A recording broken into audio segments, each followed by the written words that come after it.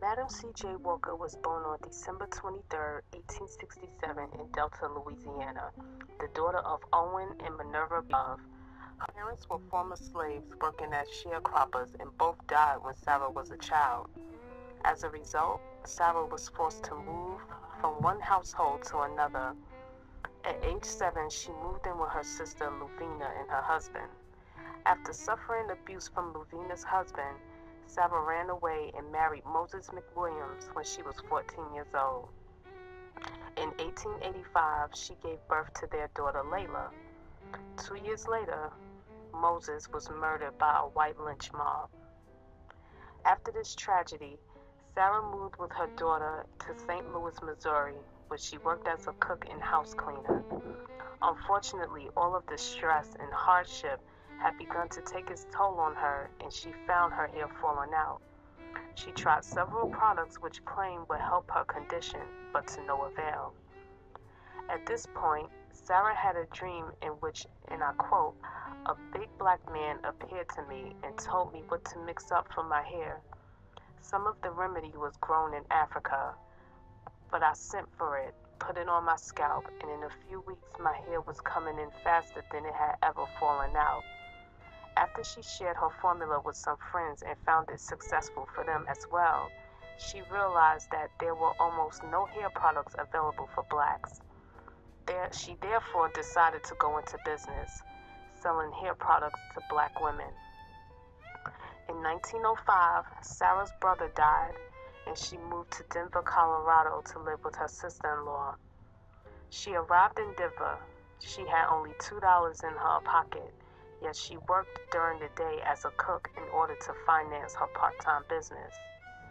At this point, she met Charles Joseph C.J. Walker, a newspaper man with an innate ability for marketing. She married Walker on January 4, 1906, and the couple set up the Madam C.J. Walker Manufacturing Company and began placing advertisements in black newspapers throughout the United States. Although they proved a successful team, they disagreed as to how much the company should grow. After years of struggling and suffering, Sarah wanted her company to grow immensely and divorced him in order to devote herself to the business. He stayed on as a sales agent for the company. She continued on with many of her ideas, and he passed on to her, including going door to door to sell the products. Her hard work paid off, and in 1906, she brought her daughter Layla, a recent college graduate, in to manage the company.